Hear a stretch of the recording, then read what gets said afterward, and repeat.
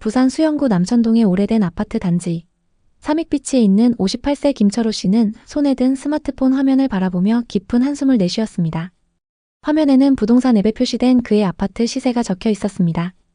이럴 줄은 정말 몰랐는데 내가 부동산을 너무 쉽게 봤나? 며칠 전 뉴스에서 들려온 부동산 시장 냉각 소식과 재건축 규제 이야기는 그의 가슴을 더욱 무겁게 짓눌렀습니다.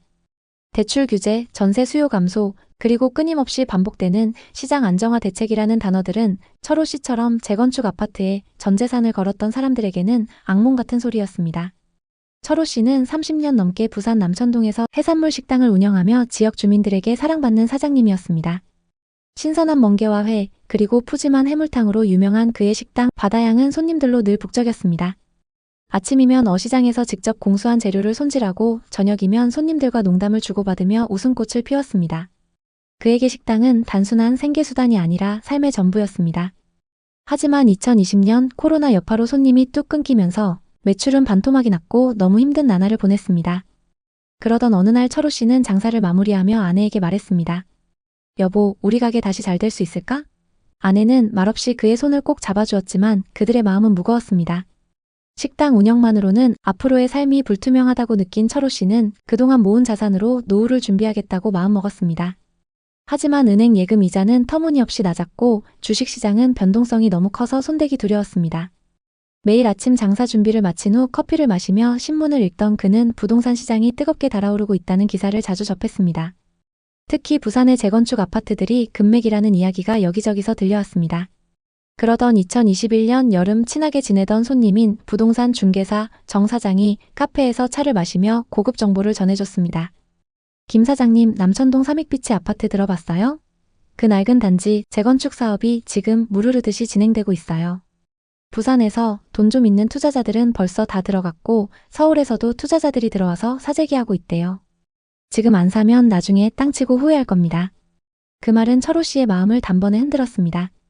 삼익비치는 1970년대에 지어진 낡은 아파트 단지였지만 남천동이라는 바다와 가까운 프리미엄 입지와 재건축 기대감으로 최근 몇 년간 부산 부동산 시장의 중심에 있었습니다. 특히 2021년은 부산 전체가 부동산 열풍에 휩싸인 시기였습니다. 해운대, 광안리, 남천동 같은 해변 지역은 무조건 오른다는 낙관론이 팽배했고 재건축 단지에는 투자자들이 몰려들었습니다. 철호 씨는 식당으로 모은 자산 7억에 은행 대출 6억 8천만 원을 더해 2021년 8월 삼익비치 30평형 아파트를 13억 8천만 원에 매수했습니다. 부동산 중개사무소에서 계약서를 쓰던 날 철호 씨의 손은 미세하게 떨렸습니다.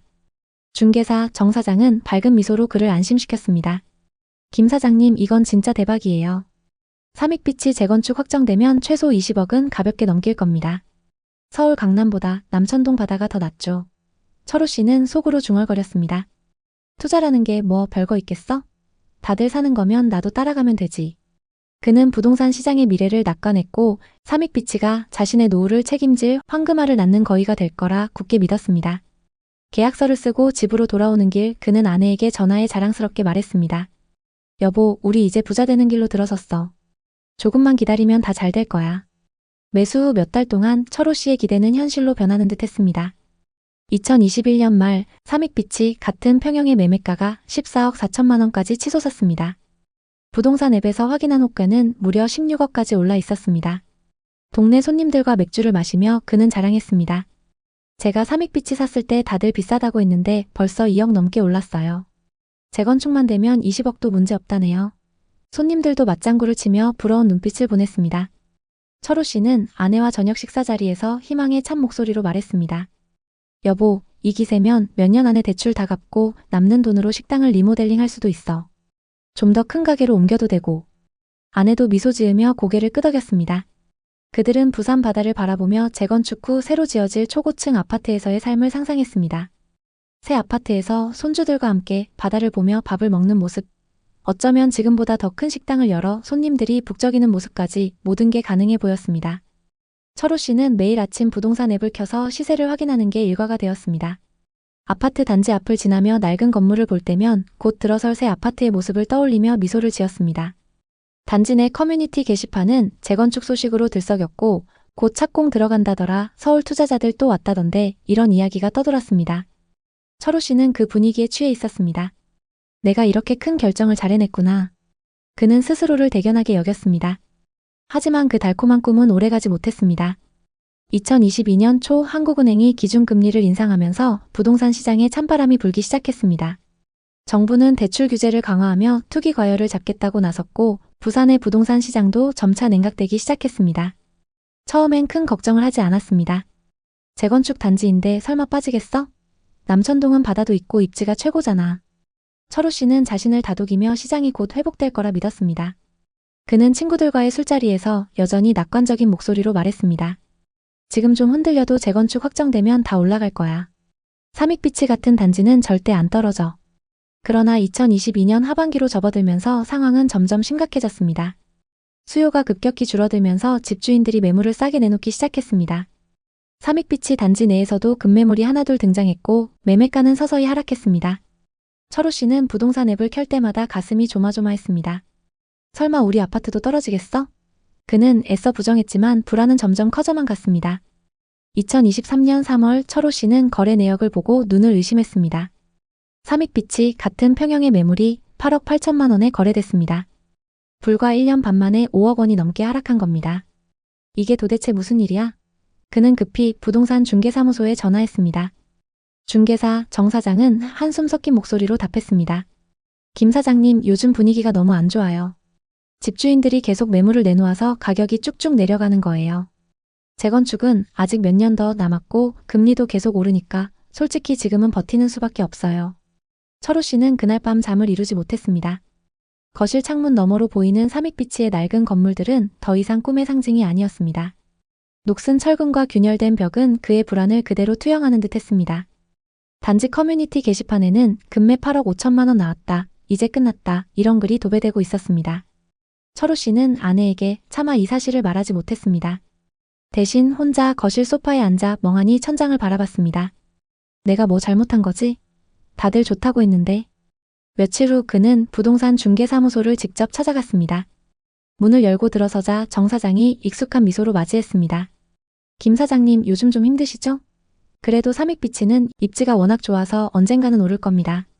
철호 씨는 떨리는 목소리로 물었습니다. 지금 팔면 얼마에 나갈까요? 정 사장은 잠시 망설이다 대답했습니다. 지금 분위기면 8억 8천만 원 정도요. 금매로 내놓으면 8억 5천만 원에도 거래될 수 있어요. 그 말을 듣는 순간 철호 씨의 머릿속은 하얗게 변했습니다. 13억 8천만 원에 샀던 아파트가 5억이나 하락했다는 사실이 믿기지 않았습니다. 그는 아무 말 없이 중개사무소를 나왔습니다. 집으로 돌아오는 길 남천동 바다의 파도 소리가 유난히 쓸쓸하게 들렸습니다. 2024년 6월 상황은 더 악화되었습니다. 전국적으로 부동산 시장이 조금씩 회복 조짐을 보였지만 부산의 재건축 단지들은 여전히 침체의 늪에서 벗어나지 못했습니다. 삼익비치의 매매가는 8억 2,300만 원까지 떨어졌습니다.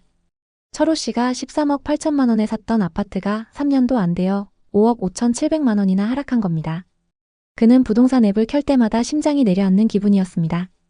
커뮤니티 게시판에는 금매도 안 나간다. 재건축까지 버틸 돈 있는 사람만 살아남는다. 이런 글이 올라왔고 댓글에는 좌절과 분노가 가득했습니다. 매달 빠져나가는 대출 이자는 점점 더 무거운 짐이 되었습니다. 식당 매출로는 6억 8천만 원 대출의 이자를 감당하기 벅찼습니다.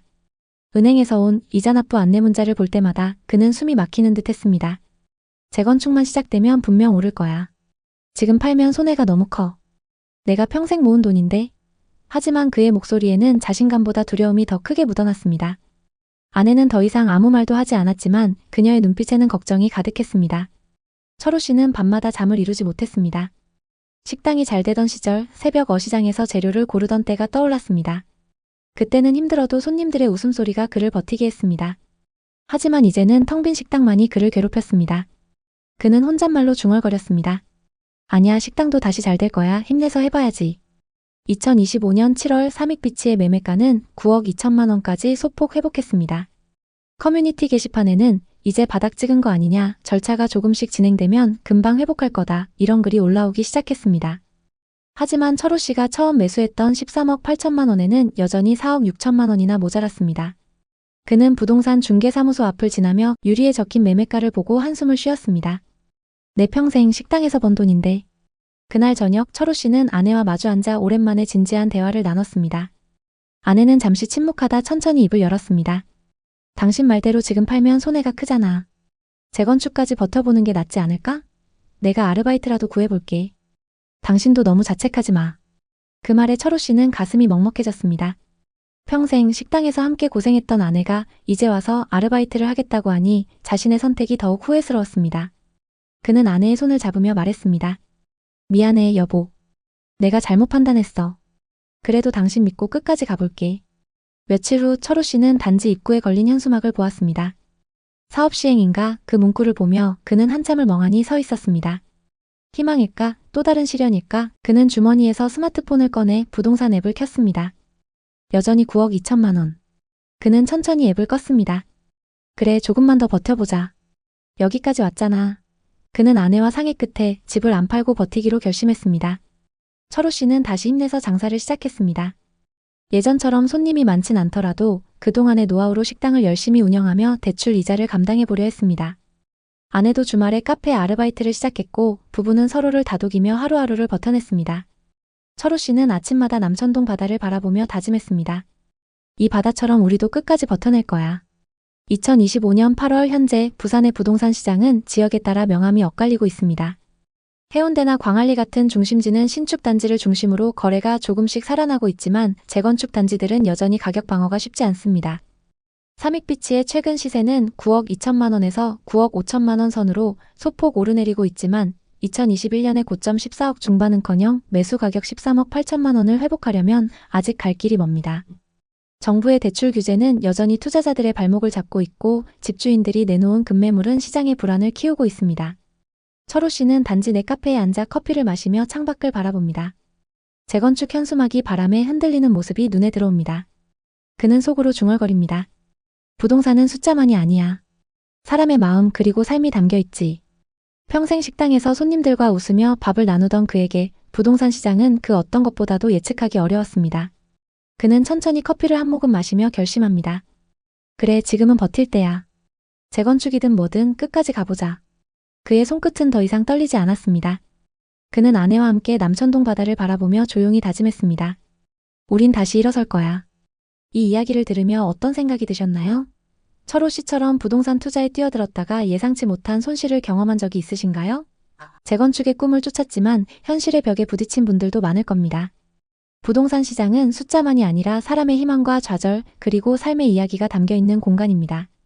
여러분도 철호 씨처럼 어려운 결정을 내려야 했던 순간이 있었나요?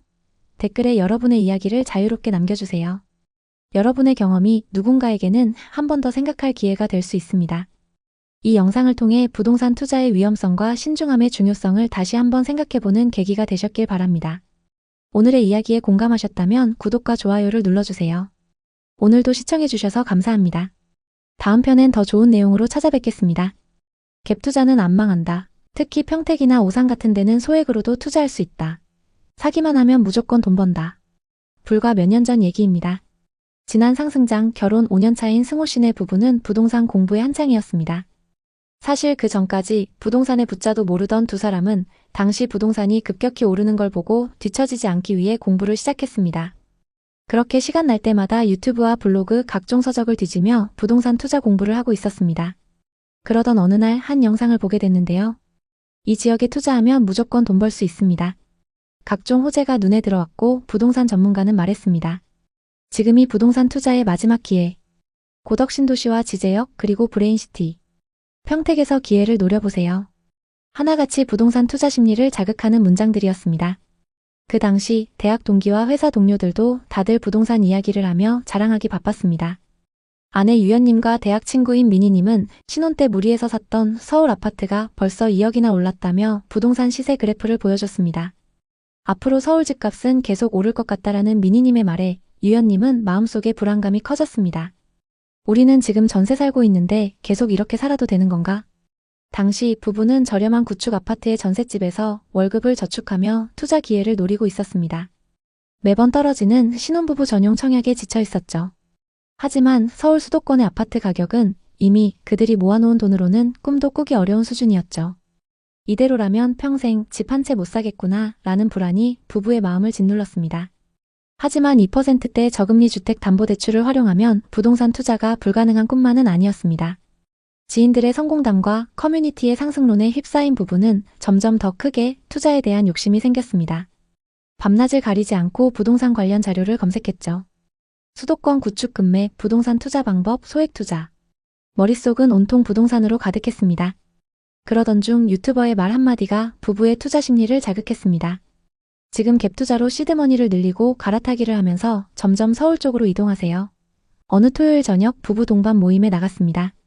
오랜만에 만난 지인들과 술잔을 기울이며 이런저런 이야기를 나누던 중 한 부부가 자신만만하게 말을 꺼냈죠. 요즘 오산이랑 평택 쪽 부동산이 핫해요. 서울에서까지 와서 사더라고요. 저희도 그쪽에 투자해서 2년 만에 3억 정도 번 것 같네요. 그 말은 이들의 귀에 쏙 박혔습니다. 갭 투자하면 투자 금액도 별로 안 들어가요. 어차피 전세 가격도 계속 올라서 걱정할 것도 없어요. 전세 끼고 사뒀다가 집값이 오르면 팔고 더 좋은 집을 살 수 있다니. 이건 기회 같았죠. 그들은 결심했습니다.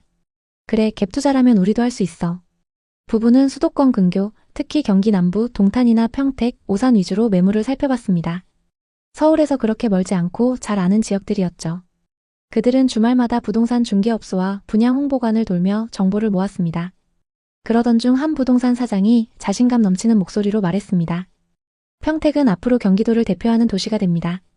지금 전세 끼고 사면 소액으로도 아파트 한 채 살 수 있어요. 2년 뒤엔 최소 2억은 오릅니다. 평택은 앞으로 동탄처럼 오릅니다. 곧 신도시가 완성되고 삼성이 확장하면 더 뜰 거예요. 다른 직원도 자신감 넘치는 목소리로 말했죠. 사장님, 이 매물은 진짜 마지막이에요. 아직도 저렴한 거예요. 절대 후회 안 하십니다. 부부는 마지막이라는 말에 마음이 급해졌습니다. 소액으로 살 수 있고 앞으로 2년 안에 크게 오른다는 말. 그들은 머릿속으로 고민에 빠졌습니다. 혹시라도 문제될 게 있나? 부동산에서는 계속 그들을 설득했어요. 두 분에게 딱 어울리는 매물이에요. 이 금액으론 이제 못 사요. 집으로 돌아와 해당 아파트를 검색해봤죠. 각종 블로그나 기사에서도 오른다는 얘기가 한창이었습니다. 결국 부부는 확신을 갖게 됐습니다. 평택의 신축 아파트는 매매가가 4억 3천만 원, 전세는 2억 9천만 원이었습니다. 갭은 1억 4천만 원이었죠. 부부는 저축 6천만 원, 신용대출 3천만 원, 청약 통장에 들어있던 돈, 그리고 부모님께 빌린 돈까지 합쳐 총 1억 4천만 원의 자금을 마련했습니다. 이를 기반으로 평택의 아파트를 갭투자로 계약했습니다. 1억 4천만 원으로 4억이 넘는 집을 샀다는 게 뿌듯했습니다. 계약서를 쓰는 순간 부부는 우리도 드디어 부동산 투자자가 됐다는 생각에 가슴이 벅찼습니다. 2022년은 부부에게 뭐든 되는 해였습니다. 그 시기 평택 부동산 시장은 가장 핫했고 그들이 투자한 아파트는 가격이 치솟았습니다. 계약한 지 2달 만에 4억 5천만 원의 매매 거래가 진행됐죠. 한 달에 1,000만 원씩 번 기분이 들어서 너무 행복했습니다. 이 소식을 들은 부모님들도 기뻐하셨죠. 부부는 매일 부동산 앱에서 시세를 캡처하며 행복했습니다. 호가는 어느새 5억을 넘었고 탑층 매물은 7억까지도 올라왔습니다. 그들은 부부 동반 모임에서 이렇게 자랑하곤 했습니다. 이제 앞으로 평택 아파트는 계속 오를 거야. 너희들도 얼른 투자해. 친구들은 부러워했고 부부는 확신에 차 있었습니다. 다음 계획을 세우며 행복했습니다. 우리 이 아파트를 비싸게 팔아서 시세 차익을 만들고 동탄의 20평대 아파트로 갈아타자.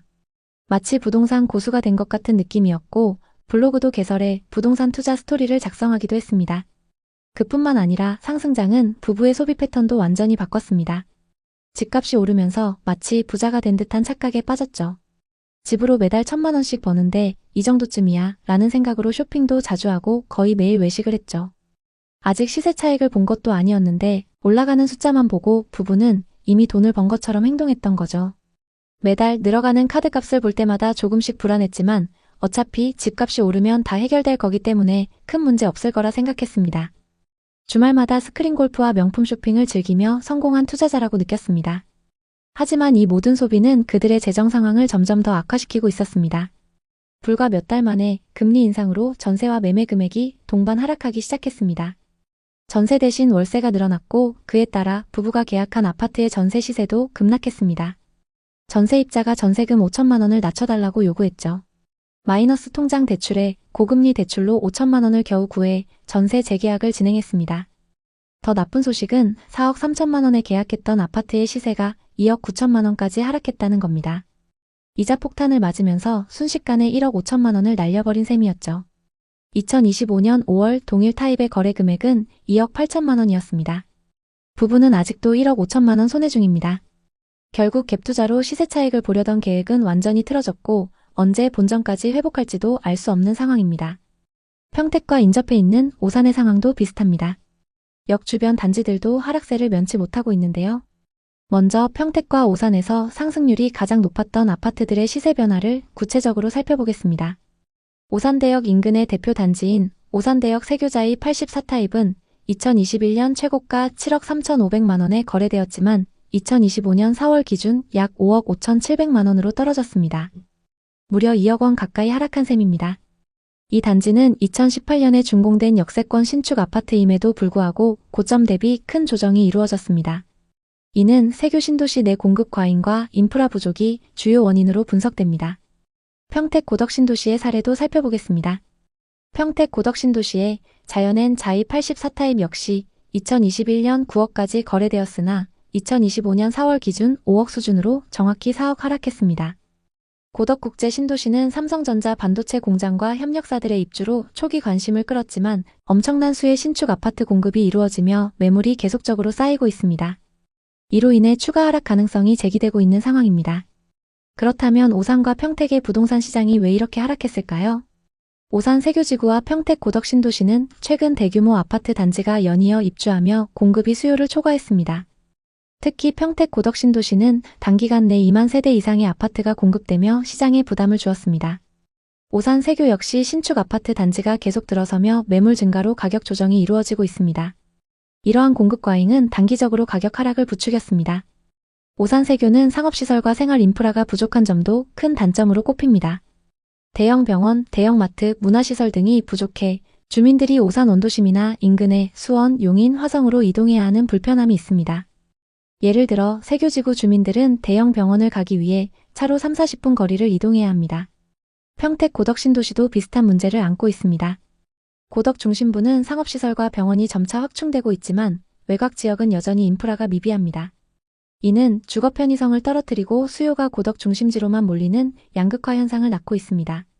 또 오산과 평택은 수원, 광교, 용인, 화성, 동탄 등 인근 도시들과 치열한 경쟁을 벌이고 있습니다. 특히 광교와 동탄은 교통, 교육, 상업, 의료 등 인프라가 잘 구축되어 있어 젊은 층과 신혼부부들에게 인기가 많습니다. 반면 오산과 평택은 상대적으로 인프라가 덜 발달해 경쟁력이 떨어지고 이로 인해 부동산 시장 회복이 더딘 상황입니다. 물론 좋은 점도 있습니다. 오산 세교지구는 깔끔한 신도시 환경과 가성비 좋은 아파트로 주목받고 있습니다. 현재 세교지구에는 자이, 힐스테이트, 레미안 등 브랜드 아파트가 다수 입주해 있으며 가격은 여전히 매력적입니다. 예를 들어 세교지구의 국민평형 아파트는 현재 4억에서 5억대의 매물로 나오고 있습니다. 이는 인근 수원이나 용인, 동탄에 비해 훨씬 합리적인 가격입니다. 그리고 세교지구의 상가 공실률은 놀라울 정도로 낮습니다. 이는 임대료가 상대적으로 저렴하고 주민들이 지역 내에서 소비하며 활발히 생활하고 있다는 증거입니다. 오히려 광교나 동탄의 상권은 활성화에 어려움을 겪고 있어 세교의 상권이 상대적으로 안정적임을 알 수 있습니다. 한 30대 신혼부부는 초등학교와 유치원이 도보거리에 있어 아이 키우기에 정말 좋아요. 동네가 조용하고 공기도 맑아서 만족스럽습니다. 라고 전했습니다. 하지만 의료와 상업시설 부족은 공통된 불만이었습니다. 50대 주민부는 무릎 통증 때문에 물리치료를 받으려면 시내까지 40분씩 걸려요. 대형 병원이 없어서 아쉬워요. 라고 토로했습니다. 다만 희망적인 소식도 있습니다. 오산시는 세교지구 내 대형 메디컬 센터와 복합상업시설을 2026년까지 완공할 계획을 발표했습니다. 또 다른 주민은 곧 병원이 들어온다고 들었어요. 상가가 더 활성화되면 좋을 것 같아요. 라며 기대감을 드러냈습니다. 세교지구의 한 부동산 사무소에서 만난 김모 공인중개사는 세교는 오산의 강남이에요. 오산천이 흐르고 동탄과 용인으로의 교통 접근성이 좋아 젊은 층이 많이 찾죠. 라고 말했습니다. 현재 아파트 거래는 다소 주춤하지만 4억 5억 원대의 적정 가격 매물은 빠르게 소진되고 있다고 했는데요. 그분은 집값이 급등하지 않고 물가 상승분 정도만 반영돼 실수요자들에게 좋은 기회예요. 장기적으로 인프라가 개선되면 가치가 더 오를 겁니다. 라며 상승을 전망했습니다.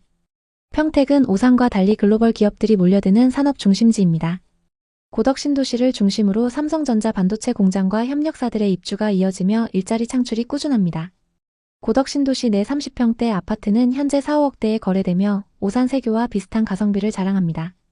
하지만 외곽 지역은 교통과 인프라 부족으로 수요가 고덕 중심지로 몰리는 양극화 현상이 두드러집니다. 사실 고덕 신도시 외곽 지역은 상업시설과 병원이 부족해 많은 주민들이 불편을 호소하고 있습니다. 예를 들어 고덕 외곽의 한 주민은 마트나 병원을 가려면 차로 2~30분을 이동해야 해요. 중심지로 가야 모든 걸 해결할 수 있어 불편하죠 라고 말했습니다.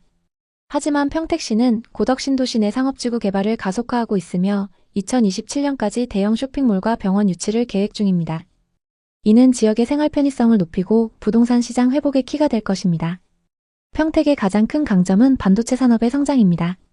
최근 좀 주춤하고 있지만 삼성전자는 고덕 신도시에 대규모 투자를 이어가고 있으며 2030년까지 추가 공장 증설을 계획하고 있습니다.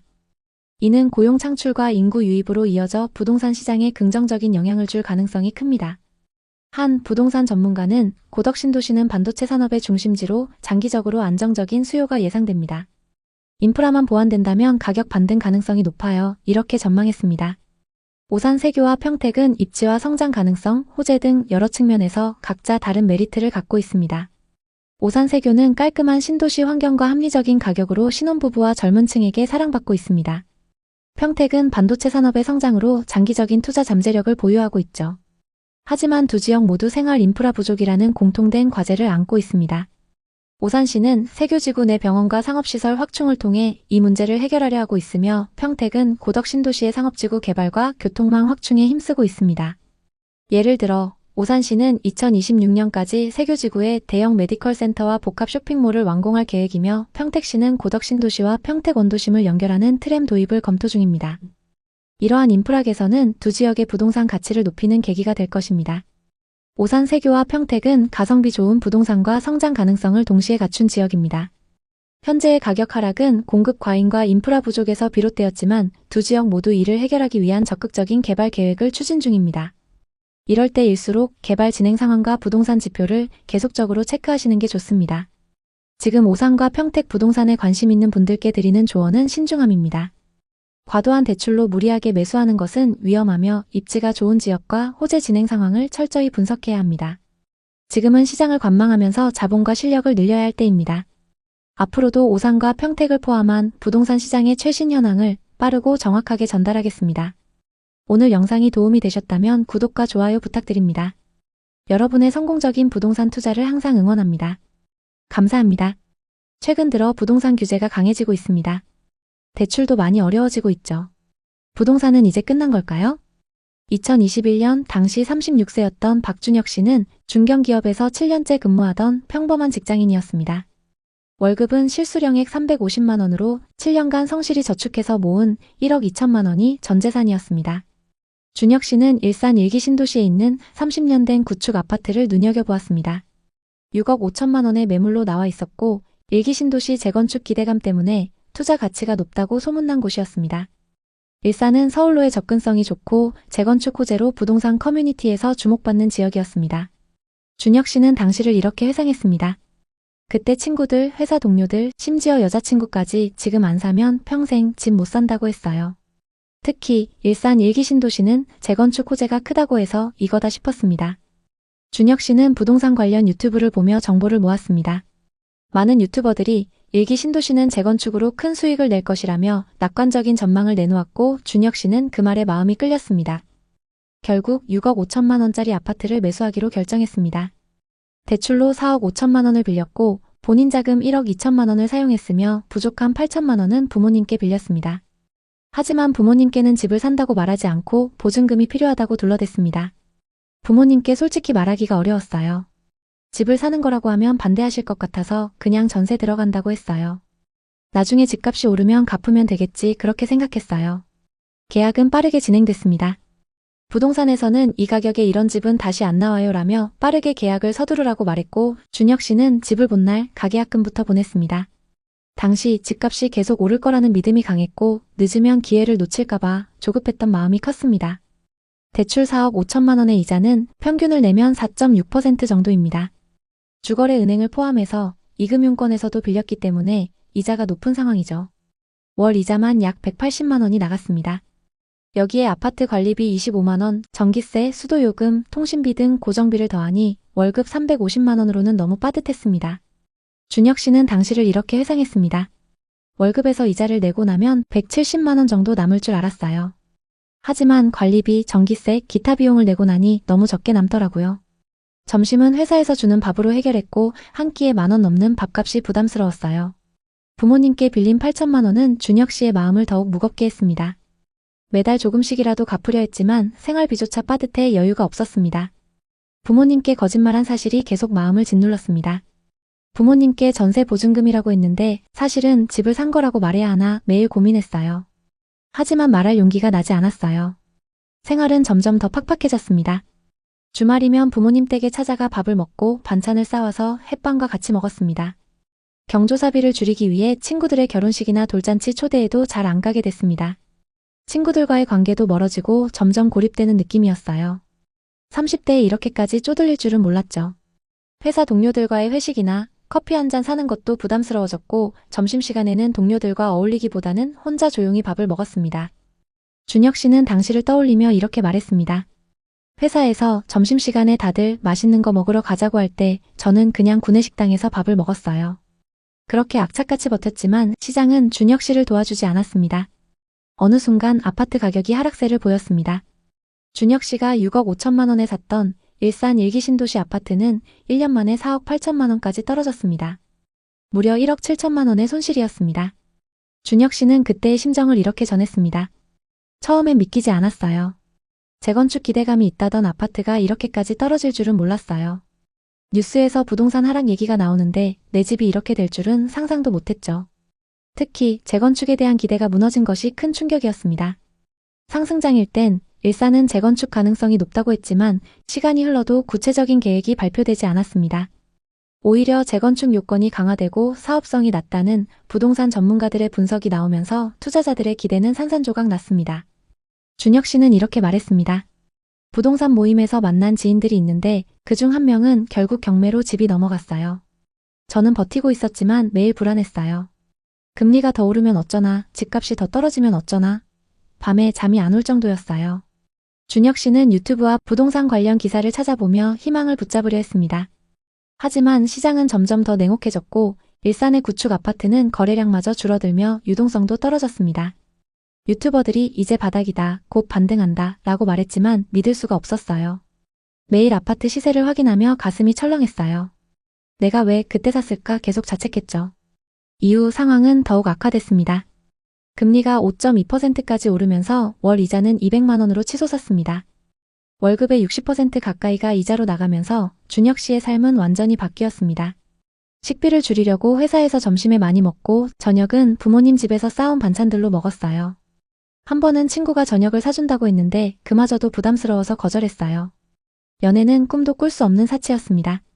준혁 씨는 이렇게 말했습니다. 당시 만나던 여자친구가 있었는데 데이트할 때마다 집에서 하다 보니 나중엔 싫어하더라고요. 이자를 내느라 정신없는데 데이트 비용은 생각도 못했어요. 당시 제 상황이 너무 초라해서 헤어지자고 할 수밖에 없었어요. 스트레스 때문에 건강도 나빠졌습니다. 수면 부족과 불규칙한 식사로 체중이 줄고 만성 피로에 시달렸습니다. 병원에 갈 돈도 아껴야 했기에 감기 같은 가벼운 병은 그냥 참고 넘겼습니다. 아파트 가격은 4억 5천만 원까지 떨어졌습니다. 2억 가까운 손실. 준혁 씨는 매일 시세를 확인하며 자책했습니다.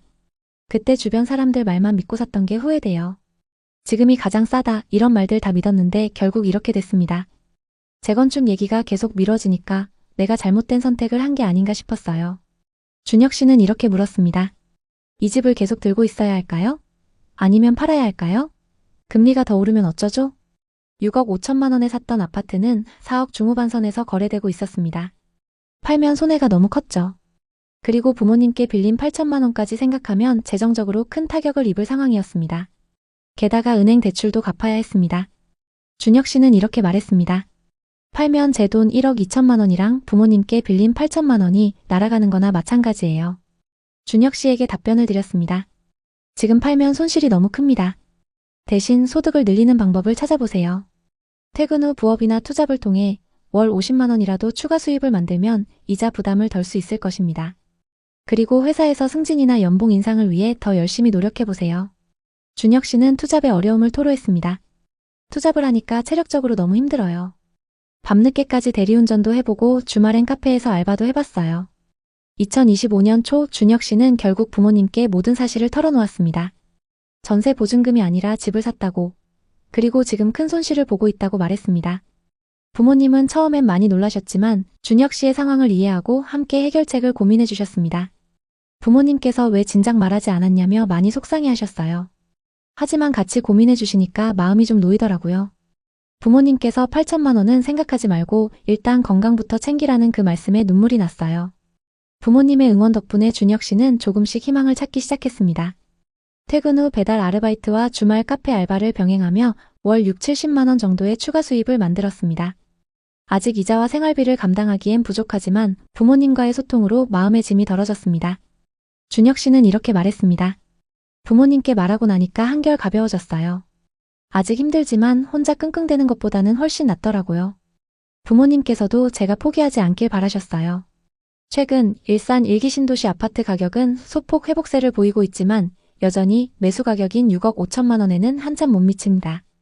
준혁 씨는 여전히 아파트를 보유하고 있으며 시장 상황을 지켜보며 부채를 줄여나가고 있습니다.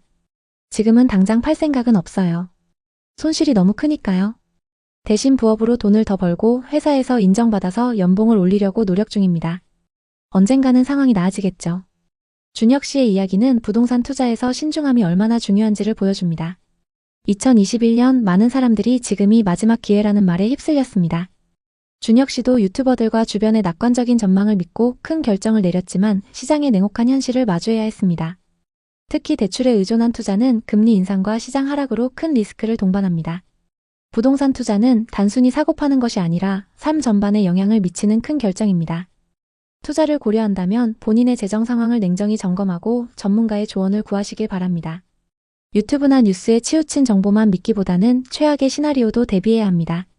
준혁 씨의 사례처럼 성급한 결정은 큰 손실로 이어질 수 있습니다. 준혁 씨는 지금도 그 아파트를 보유하며 부업과 본업을 병행해 재정을 회복해 나가고 있습니다. 힘든 상황 속에서도 포기하지 않는 모습이 많은 분들께 용기를 줄 거라 믿습니다. 부동산 투자는 타이밍과 시장의 흐름을 읽는 게 정말 중요합니다. 최근 들어 부동산 규제가 강해지고 있습니다. 대출도 많이 어려워지고 있죠. 이럴 때 정책이 시장에 미치는 영향을 미리 읽지 않으면 큰 손실을 볼 수 있습니다. 그럼 이 여러 규제 속에서 우리는 어떻게 해야 할까요? 부동산은 이제 끝났다고 생각하면서 포기해야 할까요? 전문가들은 2026년 상반기가 내 집 마련에 좋은 타이밍이 될 수 있다고 합니다. 특히 대출 규제를 받지 않는 금액대의 아파트들은 금리가 인하되면 집값이 다시 뛸 가능성이 높습니다. 지금 관망세가 강할 때 괜찮은 매물을 미리 찾아두시면 좋습니다. 지방은 미분양과 경기 침체로 약세가 예상됩니다. 특히 빌라나 오피스텔은 전세 사기 여파로 회복이 어려울 수 있습니다. 만약 지방에 투자하신다면 일자리가 많은 지방광역시의 신축 아파트에 집중하세요. 전세를 계획 중이라면 대출 한도가 줄어들기 전에 미리 계약을 갱신하거나 반전세로 전환하는 것도 고려하세요. 월세 세액 공제 혜택이 강화될 가능성이 있으니 이 부분도 체크해보세요. 여러분 중 비슷한 경험을 하신 분이 있다면 댓글로 사연을 공유해주세요. 여러분의 소중한 댓글은 누군가에게 큰 위로가 될 수 있습니다. 이 영상을 통해 부동산 투자의 위험성과 신중함의 중요성을 다시 한번 생각해보는 계기가 되셨길 바랍니다. 오늘의 이야기에 공감하셨다면 구독과 좋아요를 눌러주세요. 오늘도 시청해주셔서 감사합니다. 다음 편엔 더 좋은 내용으로 찾아뵙겠습니다. 14억. 이 가격은 세종시 대평동에 이편한 세상 세종 리버파크 최고가입니다. 지금은 이 아파트의 동일 조건 매물이 8억대의 매물로 나왔는데도 팔리지 않고 있습니다. 5억 이상 내린 가격에도 매수자를 찾기 어려운 상황인데요. 세종시의 집값을 폭등하게 만들었던 대통령 집무실과 행정수도호제는 어떻게 된 걸까요? 세종시에서 전세로 살던 결혼 6년차 부부의 이야기부터 살펴보겠습니다. 맞벌이로 각자 안정적인 월급을 받으며 차근차근 돈을 모아온 민수씨네 부부. 이 부부는 안정된 내 집을 꿈꿨습니다. 당시 세종은 그 꿈을 실현할 최적의 장소로 보였습니다. 정부 청사 이전, 국회 세종의사당 설립 추진 등 굵직한 호재로 세종의 부동산 시장은 그야말로 불타오르고 있었습니다. 당시 세종시는 전국에서 가장 뜨거운 부동산 시장이었습니다. 뉴스에서는 매일 신고가 소식이 쏟아졌고 아파트 가격이 며칠 만에 수천만 원씩 오르는 일이 다반사였죠. 부동산 커뮤니티에는 지금 안 사면 평생 세종에서 집 못 산다는 글이 도배되다시피 했습니다. 세종은 앞으로 10년은 간다며 자신만만하게 말하는 동료들의 목소리가 이 부부의 결정을 부추겼습니다. 한 선배는 저녁 식사 자리에서 열변을 토했습니다. 세종은 단순한 신도시가 아니야. 대한민국의 행정 중심이 되는 곳이야. 지금 들어가지 않으면 후회할 거야. 그의 말은 남편 민수 씨에게 강한 확신을 심어줬죠. 민수 씨와 그의 아내는 점점 내 집 마련의 꿈에 사로잡혔습니다. 세종은 신도시 인프라와 넓은 공원, 깨끗한 도심을 자랑했죠. 민수 씨는 퇴근 후에 자주 말했습니다. 여기서 아이 키우면 정말 좋을 것 같아. 우리도 이제 뿌리 내리고 싶지 않아? 그의 아내도 동의했습니다. 아이에게 안정된 환경을 주고 더 이상 이사 걱정 없는 삶을 꿈꿨죠. 그러던 어느 주말 민수 씨와 그의 아내는 세종시 다정동의 아파트를 보러 갔습니다. 2018년식 신축 단지에 들어서자 깔끔한 조경과 커뮤니티가 눈에 들어왔습니다. 단지 건너에 바로 초중고가 위치했고 중심상가도 가까웠습니다. 부동산에서는 열정적으로 말했습니다. 이 단지가 세종에서 제일 핫해요. 전용 74타입이 지금 7억 3천만 원인데 곧 10억은 갈 겁니다. 이런 매물은 금방 나가요. 그녀의 말은 부부의 마음을 단번에 사로잡았습니다. 민수는 단지를 둘러보며 감탄을 멈추지 않았습니다. 여기 정말 좋아. 우리 애도 여기서 뛰어놀면 딱이야. 학교도 가깝고 단지 자체가 신축급이잖아. 그의 아내도 같은 생각이었습니다. 이 부부에게 세종의 내 집은 단순한 주거 공간이 아니었습니다. 아이에게는 쾌적한 환경을, 부부에게는 뿌리 내릴 기반을 의미했습니다. 결국 그들은 대출을 최대한 끌어모아 전용 74타입 아파트를 7억 3천만 원에 계약했습니다. 1년 만에 3억이나 오른 가격이었지만 실거주니까 괜찮다는 생각으로 스스로를 다독였습니다. 주변 동료들도 대부분 실거주 목적으로 세종 아파트를 매수하고 있었습니다. 한 동료는 나도 작년에 샀는데 벌써 2억 올랐다며 웃으며 자랑했죠. 부동산 커뮤니티는 세종은 절대 안 떨어진다. 정부 호재 믿고 들어가라는 글로 넘쳐났습니다. 한 네이버 포스트는 세종은 수도 서울을 대체할 미래의 중심지라며 장밋빛 전망을 쏟아냈습니다. 이 부부는 그 열기에 완전히 휩싸였습니다. 계약서를 쓰는 날 중개사가 웃으며 말했습니다. 축하드려요. 이건 절대 후회 안 할 선택이에요. 민수 씨와 그의 아내는 그녀의 말을 굳게 믿었습니다. 이사 후 한 달 뒤 부부는 깜짝 놀랐습니다. 같은 평형의 매물이 7억 5,500만 원에 거래됐던 겁니다. 우리 7억 3천만 원에 계약하길 진짜 잘했다. 좀만 늦었으면 2,500만 원 더 비싸게 살 뻔했어. 맞아, 대박부동산 사장님 얘기 듣길 잘했네. 너무 좋다. 벌써 2,500만 원 수익이라니. 부부는 지인들과의 모임에서도 수익을 자랑하며 행복한 나날을 보냈습니다. 상승장은 그들의 소비생활도 완전히 바꿨습니다. 집값이 오르면서 마치 부자가 된 듯한 착각에 빠졌죠. 집으로 얼마를 벌었는데 이 정도쯤이야 라는 생각으로 여행도 자주 다니고 주말마다 골프 라운딩을 나갔죠. 집을 팔아서 돈을 번 게 아니었지만 오르는 집값은 그들의 판단을 흐리게 만들었습니다. 집값이 더 오르면 다 해결될 거야 라며 씀씀이가 계속 커졌습니다. 쉬는 날이면 고급 오마카세에서 식사를 하며 자신들이 성공한 투자자라고 느꼈습니다. 그렇게 1년 정도 여유 있는 삶을 보냈습니다.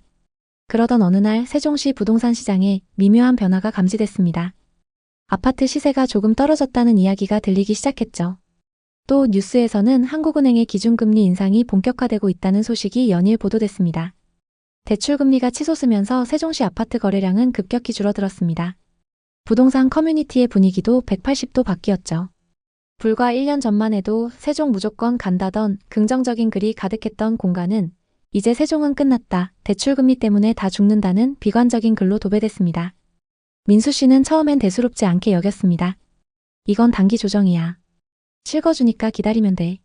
집값이야 오르내리는 거지. 하지만 그의 아내는 점점 불안해졌죠. 2023년 1월 같은 단지, 같은 평형의 아파트가 5억에 거래됐다는 소식이 들려왔습니다. 7억 3천만 원에 샀던 집이 2억 3천만 원이나 빠진 셈이었죠. 31% 하락이었습니다. 부부는 믿을 수 없다는 듯 부동산 앱을 뒤져봤지만 현실은 더 혹독했습니다. 심지어 그 다음 달에는 4억 8천만 원에 거래됐습니다. 너무 충격받아 계약했던 부동산에 찾아갔습니다. 사장님, 이게 어떻게 된 거예요? 2억 5천만 원이나 빠졌어요. 고객님, 지금은 다른 곳도 다 그래요. 기다려보시죠. 금방 다시 회복할 겁니다. 담보대출로 받았던 4억 3천만 원의 이자가 2배로 늘어나면서 골프와 쇼핑은 꿈도 못 꾸게 되었습니다. 부부는 책상에 앉아 시세를 보며 한숨을 쉬었습니다. 이게 뭐야? 우리가 뭘 잘못한 거지? 그들의 목소리엔 좌절이 묻어 있었습니다. 그들의 꿈이던 내 집 마련은 이제 무거운 짐이 되어 그들을 짓누르고 있었습니다. 민수 씨와 그의 아내는 밤마다 거실에 앉아 이야기를 나눴습니다. 그때 왜 그렇게 서둘렀을까? 천천히 시장을 살폈더라면, 아니, 조금만 더 신중했더라면 어땠을까? 주변 지인들의 돈 벌었다는 말, 부동산의 지금이 마지막 기회라는 말, 커뮤니티의 열광적인 분위기, 그리고 실거주면 괜찮다는 자기 위안. 그 모든 게 그들을 지금 이 상황에 처하게 만들었죠. 가장 힘든 건 매달 빠져나가는 대출 이자였습니다. 세종에서의 생활은 조용하고 평화로웠지만 돈을 모을 수가 없었습니다. 그래도 안정적인 월급을 받는 공무원 부부였기 때문에 이를 악물고 버텼습니다. 최근 세종시에는 다시 호재가 돌기 시작했습니다. 대통령 집무실, 청사 이전 등의 이야기가 뉴스에 오르내렸죠. 부동산 커뮤니티에서도 세종 다시 뜨나? 라는 글이 올라오기 시작했습니다. 기대에 차서 시세를 확인했습니다. 가장 최근 19층 매물이 5억 3,500만 원에 거래됐습니다. 이 집 언젠간 다시 오르겠지? 본전인 7억 3천만 원이 되려면 언제까지 기다려야 할까? 이 부부의 사례 말고도 세종시 부동산에 투자해서 큰 손해를 본 분들이 많습니다. 대체 세종시에 무슨 일이 일어나고 있는 걸까요? 그리고 행정수도 이전, 대통령 집무실 등 호재는 앞으로 어떻게 되는 걸까요?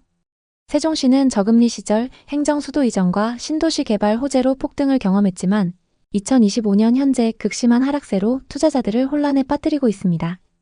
일부 아파트는 최고가 대비 반토막 수준으로 거래되며 과도한 대출로 매수했던 분들은 큰 어려움을 겪고 있습니다. 예를 들어 세종시 소담동에 위치한 새샘마을 8단지는 지역 내 신고가를 기록했던 아파트입니다. 국토교통부 자료에 따르면 전용 면적 98타입은 2021년 최고가 14억 9,500만 원에 거래되었습니다. 그러나 2025년 3월 같은 타입이 7억 4천만 원에 거래되며 7억 6천만 원, 약 50% 하락했습니다. 이는 4년 만에 반값으로 떨어진 충격적인 사례입니다.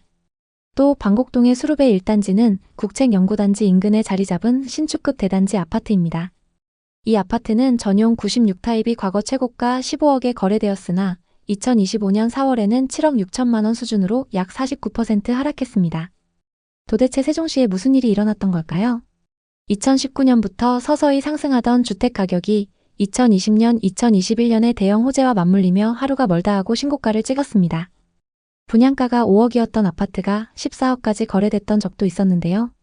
그 무렵 세종이 진짜 수도가 될지 모른다는 기대감이 퍼지면서 실수요자는 물론 갭 투자자와 투기성 매수까지 몰려들었습니다. 당시에는 지금이 아니면 평생 못 산다며 영끌로 들어간 사례도 엄청났습니다.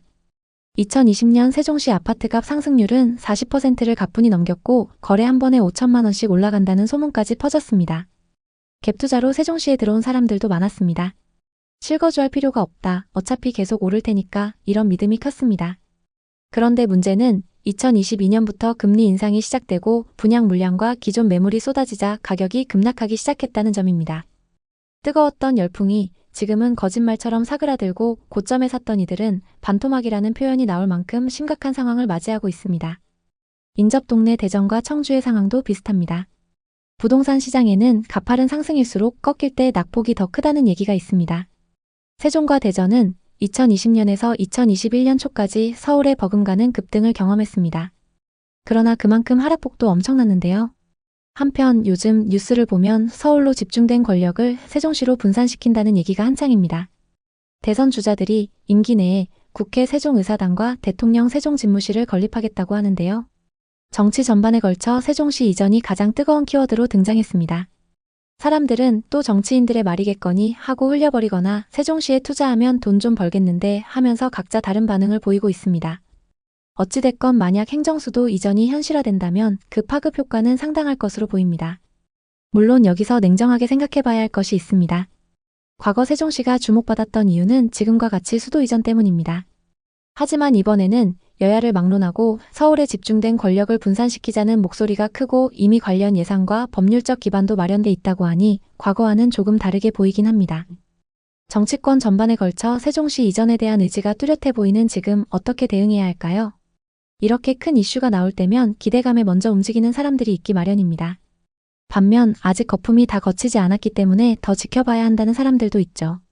정말로 실현될지는 누구도 장담할 수 없습니다. 다만 투자를 하는 입장에서는 단기적으로 뉴스에 반응하는 투자를 할지 아니면 실제 이전까지 기다리는 장기 투자를 할지 전략을 세워야 합니다. 이럴 때일수록 시세 변화를 잘 살펴봐야 하는데요. 지금부터 실제 거래 사례를 하나씩 살펴보겠습니다. 최근 세종시에서 가장 많이 하락한 아파트는 더샵 힐스테이트입니다. 이 아파트 98타입은 21년 14억 3천만 원까지 거래됐습니다. 98타입의 분양가는 평균 3억 6천만 원이었고 상승장에서 분양가 대비 10억 7천만 원이나 상승했습니다. 하지만 지금은 고점 대비 4억 이상 빠져있는 상황인데요. 또 다른 아파트를 살펴보겠습니다. 16억 3천만 원까지 거래됐던 세종의 아파트입니다. 세종시 보람동에 위치한 중흥 S클래스 리버뷰 2차입니다. 이 아파트는 2016년식 656세대 최고 29층의 아파트입니다. 준신축 단지의 규모가 크고 세종시청과 중심 상권이 가깝습니다. 109타입의 분양가는 3억 7천만 원이었고 21년 최고가 16억 3천만 원에 거래됐습니다. 상승장일 때 분양가에서 12억 6천만 원이나 상승했습니다. 이 아파트의 현재 시세는 어떨까요? 최근 8층 매물이 10억에 거래되면서 고점 대비 6억 3천만 원이나 하락했는데요. 거래 현황을 보면 1003동 2101호 매물이 매매가 16억 3천만 원에 거래됐는데요. 세종에 거주하는 60대 투자자가 상승장 끝물에 매수했습니다. 상승기 때 21층 매물이 16억 3천만 원에 거래됐고 최근 8층 매물이 10억에 거래되면서 6억 3천만 원 하락했습니다. 최고가에 거래됐던 매물과 동일 타입인 A타입의 호가 시세를 보겠습니다. 천이동 고층 매물이 13억에 나와 있습니다. 고층 매물 기준 고점 대비 아직 3억 3천만 원 하락해 있는 상황입니다. 아파트 가격이 수억씩 하락한 지금 많은 사람들이 고민합니다. 지금이 바닥인지 더 떨어질지. 하지만 중요한 것은 단순한 가격 하락이 아니라 실수요와 경제 여건입니다. 세종시는 여전히 주거 환경이 좋은 곳이지만 현재 집값의 거품이 빠지는 과정이 끝나지 않았을 가능성이 큽니다. 정치권에서 어떤 발언이 나오느냐에 따라 집값이 다시 크게 출렁일 수 있는 시장인 것도 위험 요소가 될 수 있는데요. 투기적인 움직임은 정상적인 부동산 시장에 좋지 않은 영향을 끼칠 수 있습니다. 주택은 주식이 아닙니다. 가격이 이렇게 급등과 급락을 반복한다면 누가 주택을 신뢰하고 살 수 있을까요? 또 세종시의 낙찰가율도 심상치 않습니다. 평당 1,450만 원에 감정된 시청 인근의 상가주택이 현재 700만 원 수준까지 떨어졌음에도 2번 유찰 후 3번째 경매 진행 중입니다. 심지어 1년 전 11억 하던 땅은 현재 4억대로 내려왔는데도 낙찰이 되지 않는 상황입니다. 집값이 떨어지면 지역 경기에도 타격이 엄청납니다. 고점에 대출을 잔뜩 받아서 투자했던 사람들이 이자 부담으로 소비를 크게 줄이기 때문입니다. 또 그 영향으로 상권이 위축되고 결국 고용과 서비스 산업에도 악영향을 끼치게 되죠. 지금 서울이나 수도권, 부산 등 큰 도시도 이런 침체를 겪고 있고 세종은 경제 기반이 약해서 타격을 더 크게 받을 수 있습니다. 실제로 세종에는 공무원 빼고 일자리가 마땅치 않다는 이야기가 끊이지 않는 게 현실입니다. 지방에서 가장 비싼 시세를 형성했던 시기도 있었던 만큼 지금 바닥 찍은 거 아니냐는 기대는 여전히 살아 있습니다. 하지만 부동산 침체가 길어질 수 있고 금리도 당분간은 유지될 것으로 보이기 때문에 세종시 부동산 역시 아직은 어렵다는 분석이 지배적입니다. 게다가 차기 정부가 언제든 행정수도 이전을 진행할 수는 있지만 실현될 때까지는 시간이 걸릴 테니 지금 당장 급격한 상승은 힘들 것입니다. 세종시를 둘러보면 깔끔하게 정비된 도로와 공공청사 그리고 주거 인프라가 인상적입니다. 거리 자체는 쾌적하지만 상권이 한산한 곳이 많고 지역 경기가 활발하다는 느낌을 주지는 않습니다. 여러 장점은 있지만 정작 인구 유입이나 일자리 창출이 따라오지 못하면 집값은 가파르게 오르기 어렵다는 걸 인지해 두셨으면 좋겠습니다. 세종시의 미래 가치는 여전히 유효합니다. 다만 상승폭이 컸던 만큼 단기간에 급격한 상승을 기대하기는 어려운 건 사실입니다. 투기 세력이 떠나면서 시작된 하락세가 한동안 계속될 가능성이 크다는 점과 정치적 이슈에 너무 기대는 건 위험하다는 사실을 기억해 두셔야 합니다. 세종에 내려가 실제 거주할 계획이 있고 재정적으로도 무리하지 않게 감당할 수 있다면 노려볼만 하겠지만 단기 시세 차익을 기대하는 투자는 위험할 수 있습니다. 세종시 부동산에 관심 있는 분들에게 도움이 됐으면 좋겠네요. 오늘도 영상 봐주셔서 감사합니다. 항상 여러분의 성공적인 투자를 응원하겠습니다. 오늘 영상이 도움되셨다면 구독, 좋아요 부탁드립니다. 감사합니다. 최근 정부가 부동산 가격을 잡기 위해 대출 규제를 하고 있습니다. 사고 싶어도 마음대로 살 수 없게 만들고 있는데요. 부동산으로 돈 버는 시대는 이제 끝난 걸까요? 2025년 8월 비 내리는 어느 날 40대 중반의 가장 민수 씨는 스마트폰으로 부동산 앱을 열어보곤 한숨을 내쉬었습니다. 민수 씨의 마음은 그 어느 때보다 무거웠습니다. 아니 11억 5천이라니 말도 안 돼. 15억을 넘었던 아파트가 이제는 11억 5천만 원에 거래되고 있었습니다.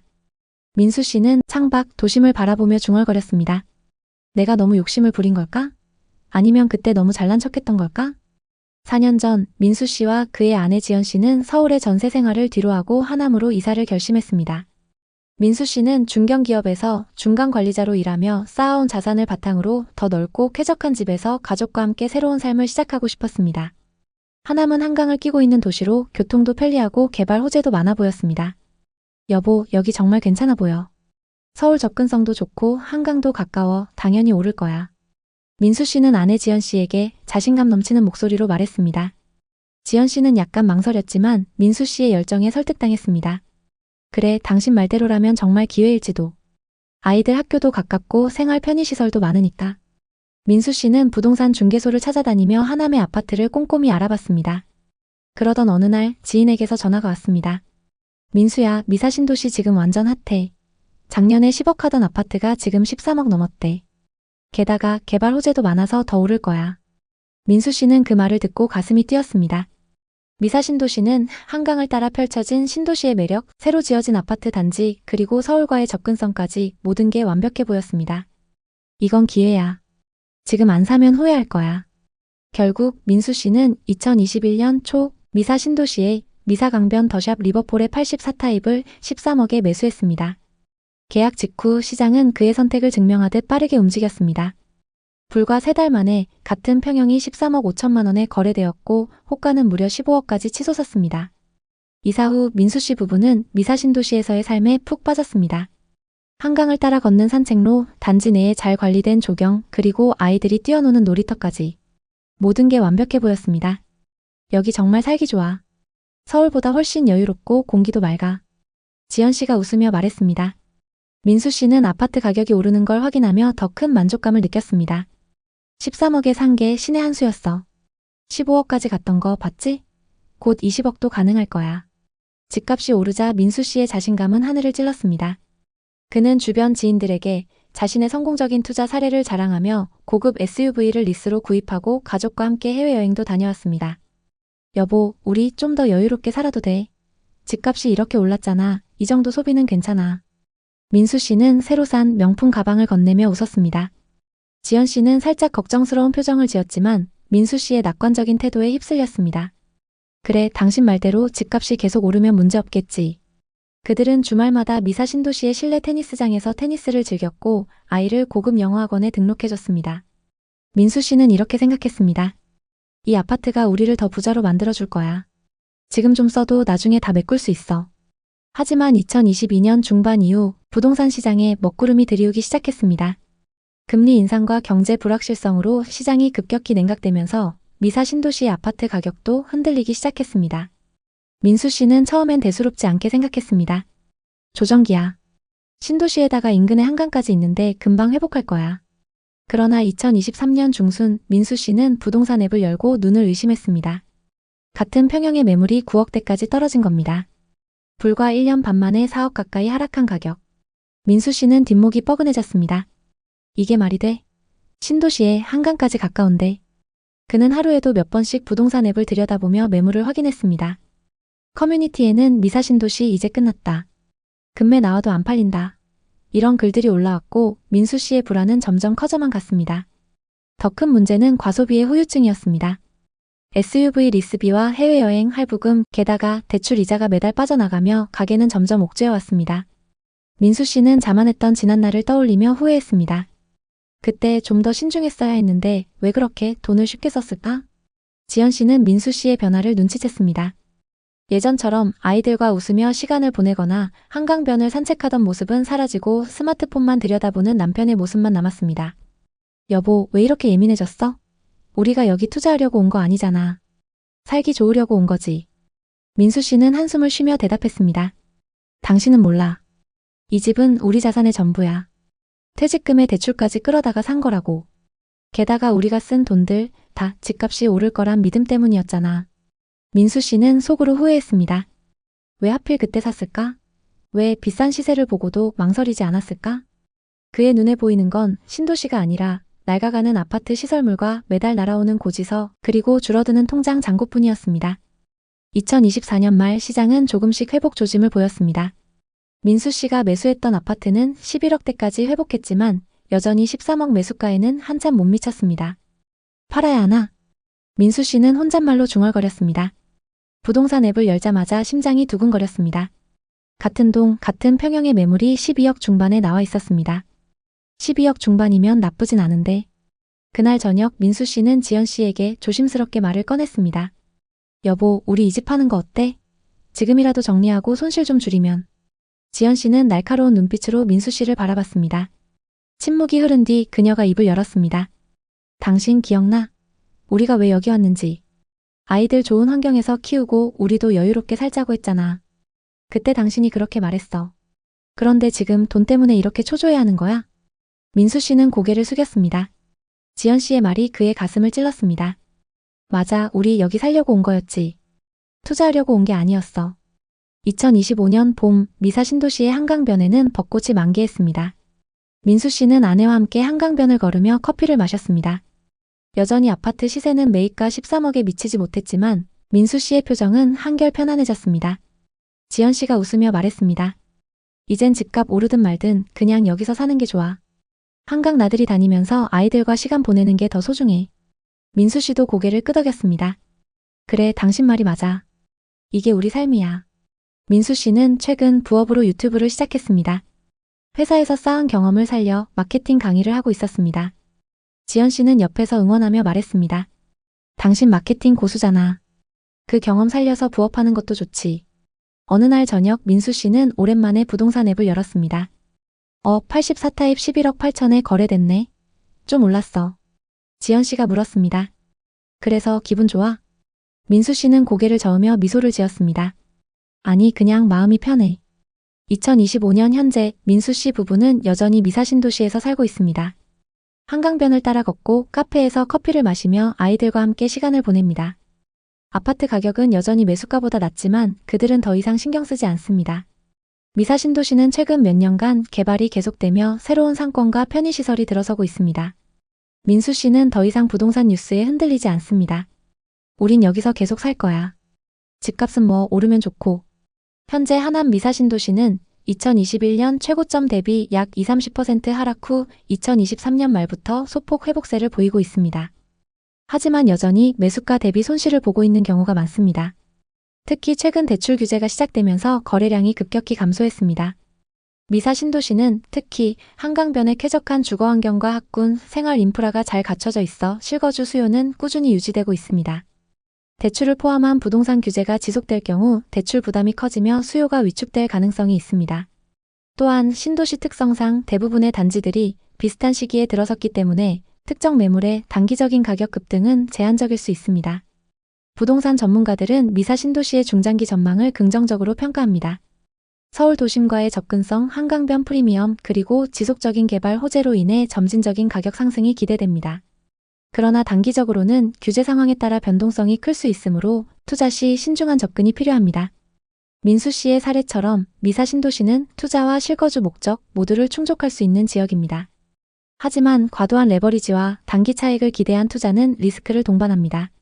전문가들은 실거주 목적이라면 현재 가격대에서 매수해도 장기적으로 안정적인 가치를 유지할 가능성이 높다고 보고 있습니다. 반면 투자 목적이라면 개발 호재와 수요를 살펴보면서 장기적인 접근이 필요합니다. 요즘 부동산 시장은 예측이 어렵습니다. 어떤 지역은 반등하고 어떤 지역은 여전히 바닥을 기고 있습니다. 민수 씨의 이야기는 어쩌면 지금 이 시기를 살아가는 우리 모두의 모습과 닮아 있습니다. 여러분에게 부동산이란 무엇인가요? 혹시 지금 여러분이 내 집 마련의 꿈을 꾸고 있다면 어떻게 대처해야 할까요? 앞으로 부동산은 끝난 걸까요? 최근 정부가 부동산 폭등을 막기 위해 강력한 규제를 하고 있습니다. 이에 따라 급등하던 서울 수도권의 부동산 시장이 주춤하고 있죠. 여러 가지 엇갈린 정책과 전망이 나오고 있는 상황입니다. 그중에는 대부분의 사람들이 이해하기 어려운 정책도 있습니다. 복덩이TV는 구독자 여러분을 위해 올바른 정보만 쉽게 정리해서 전달드릴 수 있도록 노력하겠습니다. 오늘의 이야기에 공감하셨다면 구독과 좋아요를 눌러주세요. 또 댓글에 여러분의 생각을 자유롭게 남겨주세요. 여러분의 소중한 댓글은 누군가에게 큰 위로가 될 수 있습니다. 오늘도 시청해주셔서 감사합니다. 다음 편엔 더 좋은 내용으로 찾아뵙겠습니다. 13억을 바라보던 김포의 아파트가 7억대까지 하락했다고 합니다. 이 아파트를 고점에 매수한 집주인은 현재 어떻게 됐을까요? 51세 김영수 씨는 평범한 직장인이었습니다. 서울에서 약 20년간 은행에서 근무하며 꾸준히 자산을 쌓아왔습니다. 아이는 이미 대학에 입학했으며 영수 씨와 아내는 은퇴를 앞두고 안정적인 노후를 계획하고 있었습니다. 서울의 높은 집값과 복잡한 도심 생활에 지쳤던 부부는 새로운 기회를 모색하던 중 유튜브와 부동산 커뮤니티에서 자주 언급되던 김포시에 주목했습니다. 김포는 서울과 가깝습니다. 김포 골드라인을 이용하면 금방 도착하지요. 게다가 신도시라 기반 시설도 잘 갖춰져 있습니다. 영수 씨는 부동산 유튜버들의 자신만만한 목소리에 끌렸습니다. 지금이 기회입니다. 신도시 호재에 수도권 투자자뿐 아니라 지방에서도 사람들이 몰려온다고 하더군요. 김포 한강 신도시에 김포 골드라인과 같은 교통 호재와 현대적인 신도시 이미지가 영수 씨의 마음을 사로잡았습니다.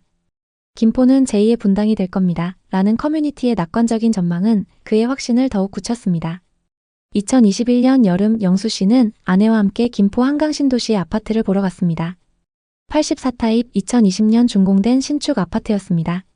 단지 내 조경은 깔끔했고 고층 매물의 뷰는 부부를 사로잡았습니다. 근처에는 대형마트, 공원, 초등학교가 자리 잡고 있었습니다. 영수 씨는 아내에게 말했습니다. 여기면 입지가 최고야. 서울도 가깝고 집값도 오를 거야.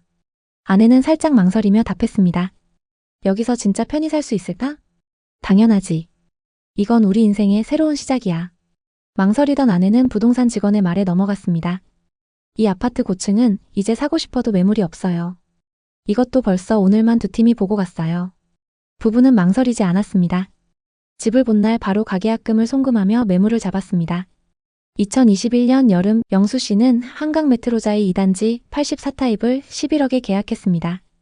계약금 1억, 대출 6억, 그리고 20년 동안 부부가 함께 모은 예금을 모두 털어 매입을 완료했습니다. 부동산에서 계약서를 작성하며 영수 씨는 미소를 지었습니다. 이제 우리 새 출발이야. 아내는 조심스럽게 물었습니다. 우리 싸게 사는 거겠지? 그럼 앞으로 쭉쭉 오를 거야. 이건 절대 실패 없는 투자야. 입주 후 몇 달 동안 모든 것이 순조로웠습니다. 영수 씨는 주말마다 한강변으로 나가 산책로를 걸으며 시원한 바람을 즐겼습니다. 오후에는 신도시의 카페에서 아내와 차를 마시며 책을 읽거나 단지 내 커뮤니티 센터에서 즐거운 시간을 보냈습니다. 부동산 카페에서는 김포는 서울의 연장선이라는 글이 자주 올라왔고 한강 메트로자이 2단지는 김포의 대장 아파트라는 소문이 돌았습니다. 영수 씨는 속으로 되뇌었습니다. 잘 샀다. 여긴 절대 떨어지지 않을 거야. 놀랍게도 계약 2달 만에 같은 단지 84타입의 호가가 13억까지 치솟았습니다. 부동산 중개사무소에서는 매물이 귀해요. 사겠다는 분들이 줄 서 있습니다. 이런 말이 들려왔습니다. 영수 씨는 아내에게 자신 있게 말했습니다. 봤지? 집값 더 오를 거야. 이건 우리 인생 최고의 선택이야. 아내도 미소를 지으며 답했습니다. 정말 잘 샀나 봐. 집값 상승의 자신감은 부부의 생활 방식을 완전히 바꿔놓았습니다. 이제 좀 여유롭게 즐겨도 되지? 영수 씨는 아내와 상의하며 집을 고급스럽게 꾸미기로 했습니다. 고급 대리석 테이블과 가죽 소파, 북유럽 스타일 조명으로 거실을 새 단장했고 고급 원목 침대와 맞춤형 붙박이장으로 침실을 꾸몄습니다. 집값이 오르는데 이 정도는 괜찮아 라며 영수 씨는 웃었죠. 영수 씨는 오랜 취미였던 골프에 본격적으로 빠져들었습니다. 골프 모임에 가입해 시간 날 때마다 골프장에서 라운딩을 즐겼습니다. 꽤 많은 비용이 들었지만 그는 투자에 성공했으니 이 정도 보상은 괜찮지 라며 개의치 않았습니다. 또 부부는 캠핑 취미를 살려 고가의 장비를 구매했습니다. 최신형 텐트, 캠핑용 테이블과 의자 세트로 많은 돈을 지출하며 은퇴 후엔 매달 캠핑 다닐 거야 라며 설레어했습니다. 주말마다 고급 레스토랑에서 외식을 즐겼고 명품 브랜드 옷을 사들였습니다. 이제 우리도 좀 여유롭게 살아도 되잖아 라며 아내는 웃었습니다. 월급은 들어오는 족족 빠져나갔지만 집값이 오르고 있기 때문에 아무 걱정이 없었습니다. 김포 골드라인 덕분에 집값은 계속 오를 거야. 지금 즐겨도 문제없어. 영수 씨는 그렇게 믿었습니다. 하지만 문제는 항상 방심했을 때 발생하죠. 2022년부터 시장에 균열이 생기기 시작했습니다. 미국발 금리 인상 소식이 뉴스에 연일 보도되었고 한국은행도 기준금리를 연이어 올렸습니다. 영수 씨는 처음엔 대수롭지 않게 생각했습니다. 우린 고정금리 대출이니 상관없어. 하지만 시장은 그의 생각을 비웃듯 움직였습니다. 대출 이자가 오르면서 아파트 매매 거래가 점점 줄어들었고 집값 하락 소식이 들려오기 시작했습니다. 2022년 말 같은 단지 저층 매물이 8억대에 거래되었다는 소문이 돌았습니다. 영수 씨는 믿을 수 없었습니다. 설마 누가 그런 가격에 팔겠어? 실거래가 앱을 확인한 순간 그는 머리가 멍해졌습니다. 같은 84타입이 7억 5천만 원에 거래된 내역이 있었습니다. 그날 밤 아내가 조용히 물었습니다. 우리 집이 어떻게 이렇게 돼? 이럴 줄 알았으면 그렇게 돈 쓰지 말았어야 했는데. 영수 씨는 대답하지 못했습니다. 그러게. 내가 너무 앞서갔나 봐. 아내는 한숨을 쉬었습니다. 그때 내가 좀 더 고민하자고 했잖아. 고급 가구, 골프, 캠핑 장비, 명품 쇼핑까지 쏟아부은 돈이 떠오르며 부부의 마음은 무거워졌습니다. 2023년 1월 상황은 더 악화되었습니다. 84타입의 거래 금액이 6억 4천만 원까지 떨어졌습니다. 영수 씨가 11억에 매입한 집이 1년 반도 안 돼서 4억 6천만 원이나 하락한 셈이었습니다. 부동산 중개사무소 유리창에는 금매 6억 3천만 원, 즉시 입주 가능이라는 전단지가 붙어 있었습니다. 영수 씨는 중개사에게 물었습니다. 이 가격이 진짜인가요? 중개사는 담담히 대답했습니다. 네, 요즘 이 가격대에 내놓는 분들이 있어요. 그날 저녁 식사 시간은 무거운 침묵으로 가득했습니다. 아내가 조심스럽게 말했습니다. 우리 집 괜찮을까? 영수 씨는 한숨을 쉬었습니다. 지금 팔면 대출 원금도 못 갚아. 그냥 버텨야지. 계약 당시 받았던 6억 대출의 원금은 여전히 남아있었고 통장은 과소비로 거의 바닥을 드러냈습니다. 골프 모임은 부담스러워졌고 캠핑 장비는 창고에서 먼지만 쌓였죠. 또 명품 구매로 생긴 신용카드 빚은 매달 무겁게 다가왔습니다. 2024년 4월 악몽은 현실이 되었습니다. 같은 단지 중층의 매물이 6억 2천만 원에 거래되었습니다. 영수 씨는 스마트폰을 내려놓고 눈을 감았습니다. 이젠 정말 바닥인가 봐. 11억에 샀던 집이 4억 8천만 원 이상 하락한 셈이었습니다. 아내는 더 이상 참지 못하고 말했습니다. 왜 하필 김포였어? 당신이 괜찮다고 해서 믿은 거야. 그때 전세 연장했으면 지금 이렇게 힘들진 않았을 거야. 영수 씨는 힘없이 답했습니다. 나도 최선이라 생각했어. 누가 이렇게 될 줄 알았겠어? 내가 조금 더 고민하자고 했잖아. 당신이 너무 자신만만했어. 이제 와서 탓해봤자 뭐가 바뀌겠어? 부부는 대화를 할 때마다 싸움으로 번졌죠. 2024년 말 시장은 약간의 회복 조짐을 보였습니다. 동일 타입의 금액이 6억 6천만 원까지 올랐습니다. 하지만 여전히 11억에는 한참 못 미쳤죠. 단지 부동산에는 6억 7천만 원 금매 나왔습니다. 이런 광고가 계속 올라왔습니다. 어느 날 밤 영수 씨는 베란다에 서서 창밖을 바라보며 생각에 잠겼습니다. 그때 좀 더 신중했더라면, 그 돈을 함부로 쓰지 않았더라면. 이탈리아산 가구는 빛바랜 사치로 느껴졌습니다. 골프 모임은 부담스러운 허세로 남았고 캠핑 장비는 몇 번 쓰지 못한 채 창고에 쌓여 있었습니다. 각종 할부금은 여전히 남아 있었죠. 이걸 감당 못할 정도였으면 애초에 꿈꾸지 말았어야 했어. 아내가 조용히 다가와 말했습니다. 그냥 여기서 계속 살자. 우리 둘이 편히 지낼 수 있다면 그걸로 됐어. 영수 씨는 고개를 끄덕였습니다. 그래, 여기까지 온 것도 나쁘지 않아. 2025년 여름 영수 씨 부부는 결국 집을 안 팔기로 했습니다. 아니, 팔 수 없었다는 표현이 더 정확했죠. 손해를 감당할 자신도 새 출발을 위한 에너지도 없었습니다. 영수 씨는 아침마다 단지를 걸었습니다. 단지 부동산에는 금매라는 전단지가 붙어 있었지만 그는 더 이상 시세를 확인하지 않았습니다. 스스로 내린 결정이었기에 누구를 탓할 수도 없었습니다. 과소비의 후회는 마음을 무겁게 짓눌렀죠. 그때 조금만 더 신중했더라면. 전문가들이 쓴 책, 예를 들어 투자 노하우나 기회를 잡는 방법, 그리고 부동산 트렌드, 권리 분석 같이 부동산 투자와 관련된 책들을 많이 읽으면서 실력을 쌓고 투자했어야 하는데 이런 생각이 머릿속을 떠나지 않았습니다. 주말이면 부부는 전세 살던 시절을 떠올렸습니다. 그때가 오히려 좋았을 수 있어. 맞아, 하지만 우리 집이 생겼잖아. 부부는 소박한 일상을 되찾아가고 있었습니다. 투자의 실패와 과소비는 그들을 힘들게 했지만 계속 후회만 하면서 살 수는 없습니다. 김포 한강신도시는 여전히 부동산 시장에서 주목받는 지역입니다.